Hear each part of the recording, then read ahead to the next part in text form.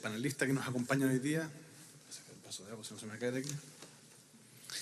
Agradecer la presencia de directivos del Servicio Público Central, Regional, consejeros y consejeras regionales, directores provinciales de servicio, representantes de Corfo y cada una de las instituciones que están hoy día. Y por cierto, al señor subsecretario de Desarrollo Regional, un hombre muy comprometido con la descentralización, así que espero que sigamos avanzando por ese camino, subsecretario. A todos los funcionarios y funcionarias de la Subsecretaría de Desarrollo Regional que han trabajado fuertemente y a todos los miembros del Consejo Asesor Presidencial que han permitido dar, a mi juicio, por primera vez, una provocación a discutir respecto de descentralizar. Yo he querido hacer una pequeña presentación, pero previo a eso me permito hacer algunas reflexiones. En primer lugar, ¿qué significa descentralizar?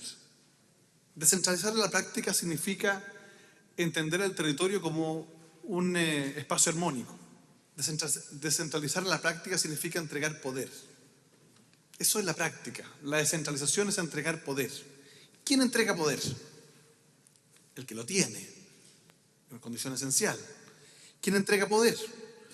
Entrega poder a aquel que está seguro de sí mismo y sabe que sus atribuciones son de Estado y no le pertenecen a sí mismo.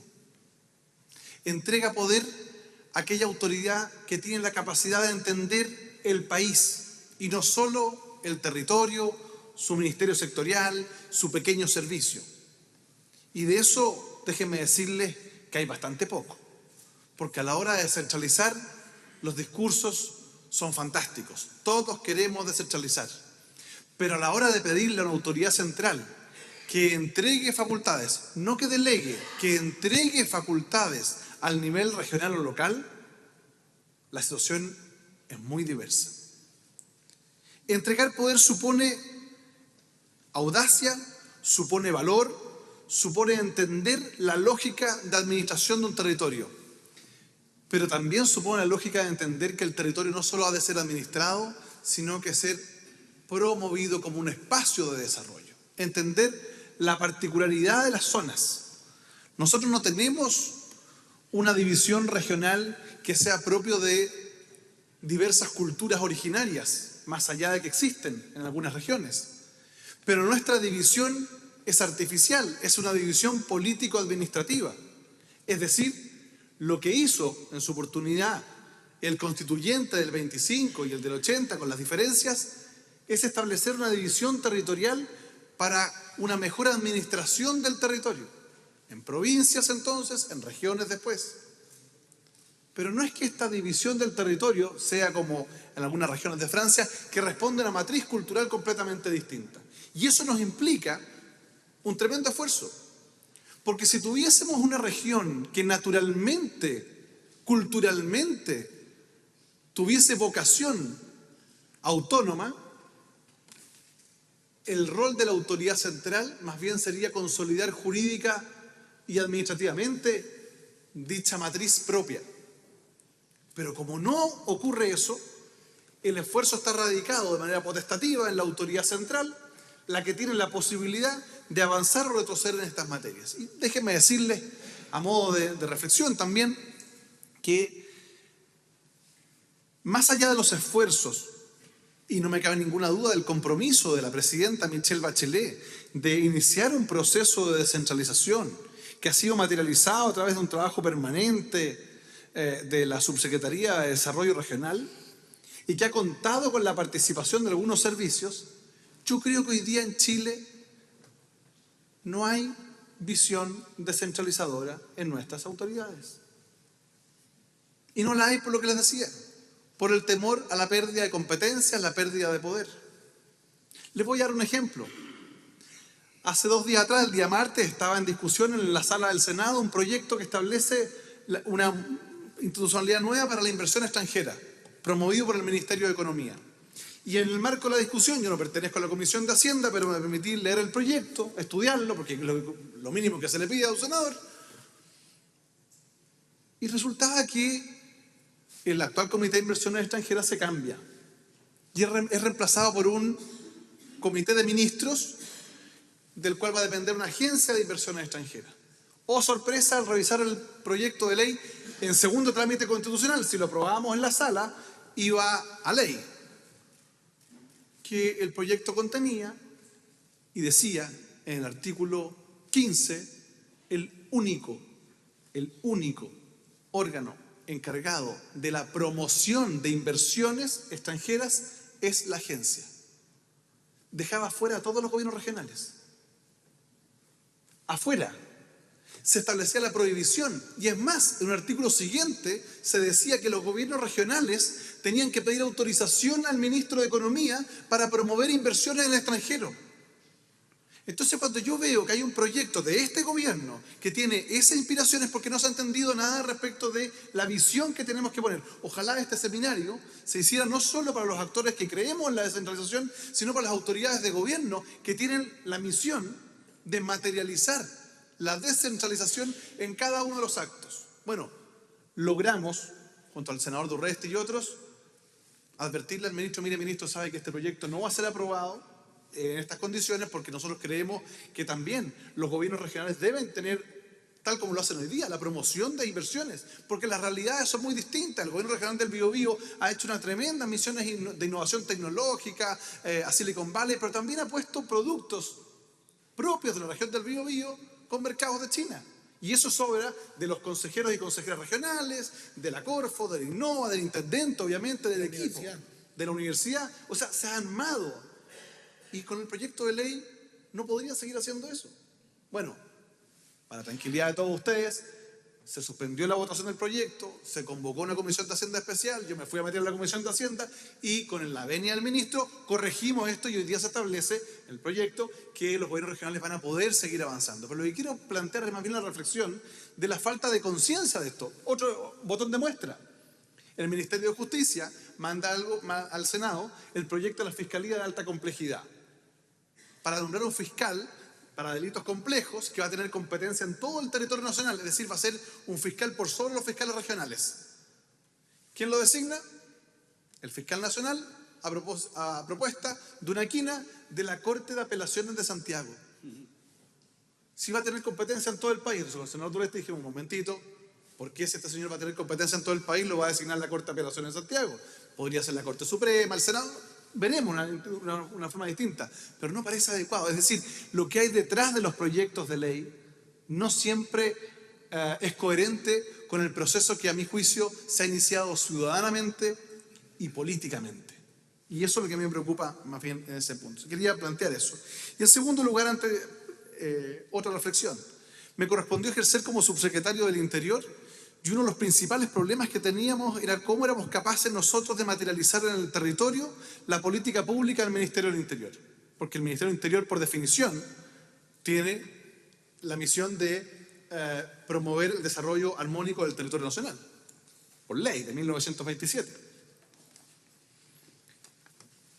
Y mi obsesión estaba radicada en que cuando uno observaba la cantidad de programas que tenía el Ministerio del Interior, léase Subsecretaría del Interior y Subsecretaría de Desarrollo Regional, desde los PMU, los PMB, todas las acciones concurrentes, los fondos social, Orasmi, toda la Senda, hoy día Senda, entonces CONACE, Fondo de Seguridad Pública, hicimos un sistema informático que con un clic permitía saber dónde estaba puesta la inversión. Oh, sorpresa, nos dimos cuenta que había comunas en Chile que no tenían un peso en el Ministerio del Interior, porque no se miraba el global.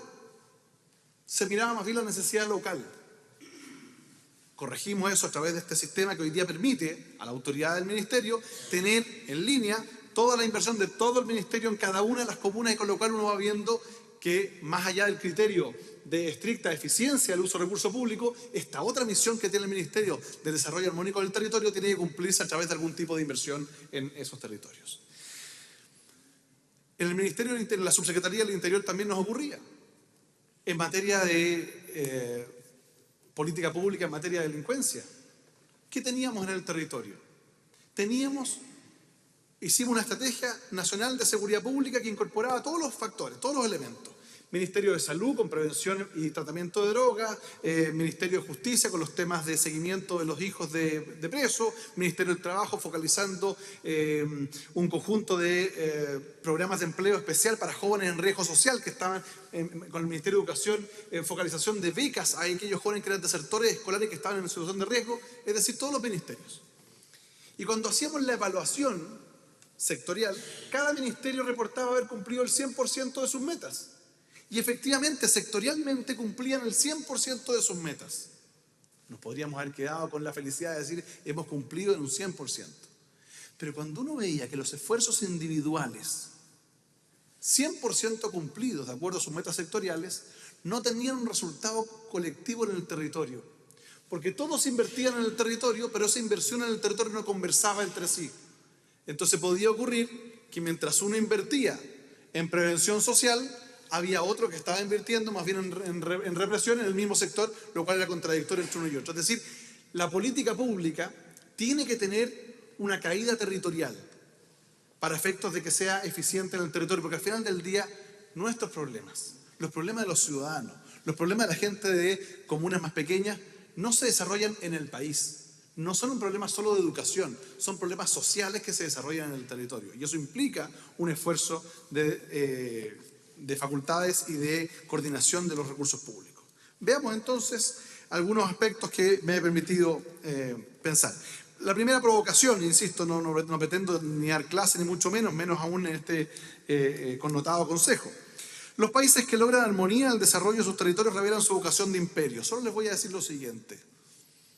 En nuestro país en general nos hemos acostumbrado a realizar inversiones, y esto me da culpa también para los gobiernos regionales, que dicen relación más bien con asistencialismo y con la satisfacción de necesidades inmediatas. Pero hay escasez de mega obras que traspasan los gobiernos de turno. El gobierno de China, en septiembre del año 2013, terminó la construcción de una línea de tren de más de 90 kilómetros que va de Shanghái hacia la cordillera, es decir, hacia el este. Se demoraron 101 años en construirla. Cada kilómetro tuvo un valor aproximado de $5 millones, porque ellos están pensando no en los próximos 5 años, sino que en los próximos 60 años van a tener que ocupar ese territorio producto de los altos niveles de contaminación y hacinamiento en las grandes ciudades. Aquí en Chile, ¿hace cuántos años que no realizamos un mega proyecto de inversión que trasciende a los gobiernos de turno? Eso atenta contra el proceso de desarrollo. Eso atenta contra lo que se requiere, que es una visión de Estado. La decisión, si vamos, no sé quién es el que avanza la presentación, soy yo. Ahí está. Autoservicio. Autoservicio. Muy bien. Servicio. Ahí, perfecto.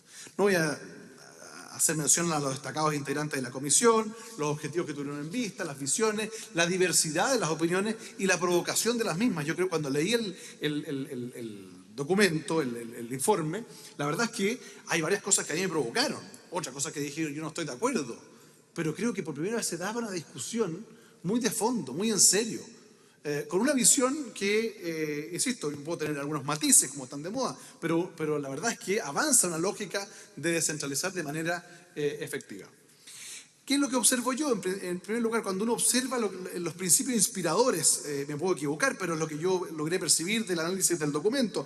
En primer lugar, el principio de autonomía, es decir, el autogobierno, tener la capacidad de que los gobiernos regionales y los gobiernos comunales tengan capacidad de resolver sus problemas o más bien sus objetivos, de llevarlos a cabo. Hoy día, por más que la ley orgánica de municipalidades contemple el conjunto de funciones a los municipios, estos no tienen ni las capacidades, ni los recursos humanos, ni logísticos, ni tampoco los procedimientos adecuados para llevarlas a cabo. En consecuencia, se le pide muchas veces a la autoridad municipal algo que la municipalidad no puede dar.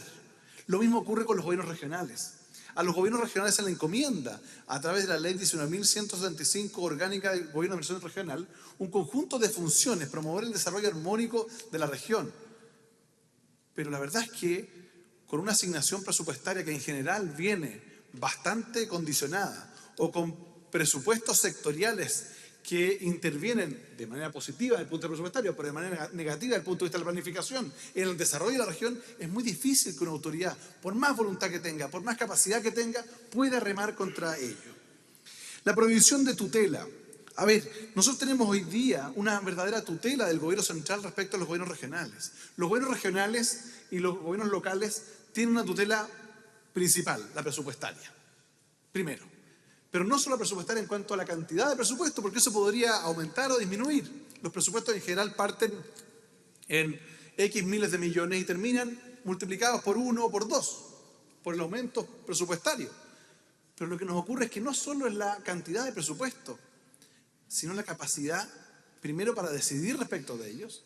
Segundo, la oportunidad, de una u otra forma, para poder implementarlos. Yo lo decía el otro día, se lo decía al nuevo ministro de Hacienda, con quien nos vamos a juntar un rato más, y le decía, mire, para mí el principal problema que tenemos hoy día en el país es la situación económica. No vamos a tener inversión, un aumento de la inversión en los próximos meses. Entonces, cobra mayor relevancia la inversión pública. Y los recursos están. Y los gobiernos regionales han hecho un tremendo esfuerzo. Cuando yo veo a los consejeros y consejeras regionales aprobar proyecto tras proyecto, y uno ve la cantidad de miles de millones que están listos para obras de infraestructura. ¿Y qué pasa que no se ejecutan?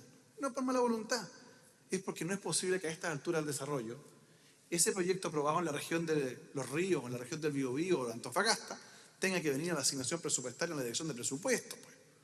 Pues. Es decir, ya a estas alturas no tiene lógica, porque si no en la práctica, aquellos que quieren promover la celeridad en la inversión pública actúan como un freno o un lomo de toro a la inversión en esta materia. Y en tercer lugar, la suficiencia en el financiamiento de competencias. Lo que yo siempre he dicho, nueva función, nuevo presupuesto. Estamos acostumbrados a entregarle un conjunto de funciones a las municipalidades, a los gobiernos regionales, pero resulta que va sin presupuesto. Ayer discutíamos el proyecto de crear los consejos comunales de seguridad. Muy buena medida porque vas a coordinar a todos los actores en el territorio, vas a solucionar muchos problemas. Fantástico, cada municipio va a tener su consejo. Y dice la ley, y tendrá un encargado de seguridad. Yo le pregunté al subsecretario, maravilloso, ¿y quién lo paga? Porque, por ejemplo, en la municipalidad de Quilleco, en la región del Biobío, el abogado es honorario y por horas, porque no hay más. ¿Quién va a pagar ese encargado de seguridad?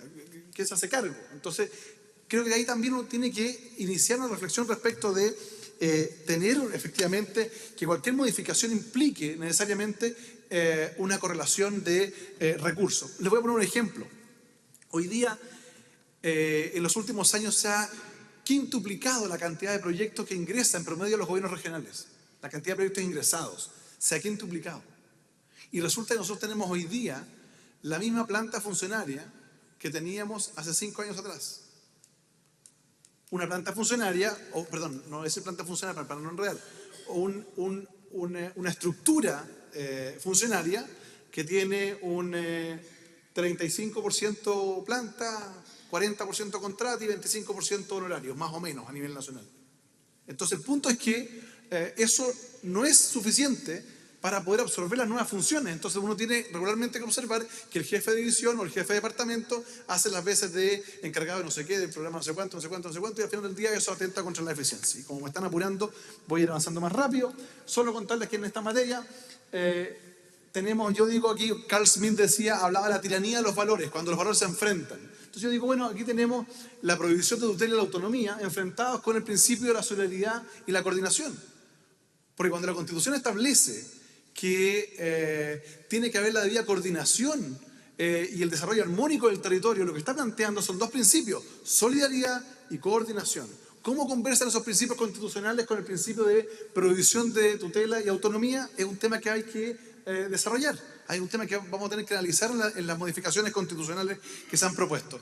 A modo de ejemplo, el artículo 148 de la Constitución española contempla, esto es un extracto, las facultades de la autonomía del gobierno regional. Y fíjense ustedes, podrán organizar sus instituciones de gobierno, el ordenamiento territorial, vivienda, urbanismo, obras públicas, ferrocarriles, puertos, agricultura, ganadería, forestales, agua, pesca, patrimonio monumental, cultura, investigación, turismo y la adecuada utilización del ocio. Es decir, imagínense la visión que tuvo el constituyente español al considerar la cantidad de facultades, es decir, es la autonomía la que define todo aquello. Ahí es cuando uno dice, bueno, en realidad, aquí se puede iniciar un proceso de desarrollo y la autoridad electa o designada como hoy día puede efectivamente avanzar en esa lógica. Pero sin una correlativa de facultad y una visión descentralizadora real no se puede. ¿Qué es lo que tenemos que lograr nosotros? Terminar con la interdicción de la arbitrariedad presupuestaria. Hoy día existe en la práctica una interdicción de los gobiernos regionales no tienen capacidad presupuestaria y hay que buscar un mecanismo para que el Estado tenga la capacidad de dotarle de competencias en materia fiscal a los gobiernos regionales. Que haya criterios preestablecidos, objetivos y cuantificables en la elección de presupuesto, porque así nos ahorraríamos tanto tiempo los gobiernos regionales en avanzar. El derecho euroatlántico establece la estabilidad presupuestaria y la propagación de nuevos derechos. Se establece como contrapunto, porque la Constitución Europea va en la lógica de retroceso. Las amplias autonomías presupuestarias que se le dieron a las autonomías regionales significó un sobreendeudamiento de muchas de ellas y una situación de mucha fragilidad presupuestaria. Y hoy día están más bien en retroceso. Y la Constitución Europea establece la prohibición de sistemas de endeudamiento. Yo creo que Chile no está en ese extremo, está en el otro. Debiéramos nosotros lograr o permitir que los gobiernos regionales tuviesen la posibilidad de tener la capacidad de contratar empréstitos y otras operaciones. ¿Qué tipo? Aquellas que sean de inversiones estructurales, lo que decía yo, estos megaproyectos de 20 o 30 años. Me parece una contradicción vital que un alcalde pueda licitar estacionamientos subterráneos por 35 años, obligando el patrimonio por 35 años de una municipalidad, y el gobierno regional no pueda, por ejemplo, establecer un gran sistema de una carretera hídrica para fomentar el riego. No tiene lógica. Entonces también uno tiene que ir haciendo adecuaciones. Y esas adecuaciones tienen que ver con adecuaciones constitucionales. Si le vamos a dar a los gobiernos regionales capacidad para contratar empréstitos, bueno, ¿cómo se va a compatibilizar esto con las normas del Banco Central? O la iniciativa exclusiva del presidente de la República para iniciar proyectos de ley en el Parlamento que impliquen gasto fiscal. Es un cambio completo. Y por eso se requiere adecuación constitucional en ese punto. Ahí te hablaba de la Unión Europea, como está prohibiendo hoy día, de la deuda.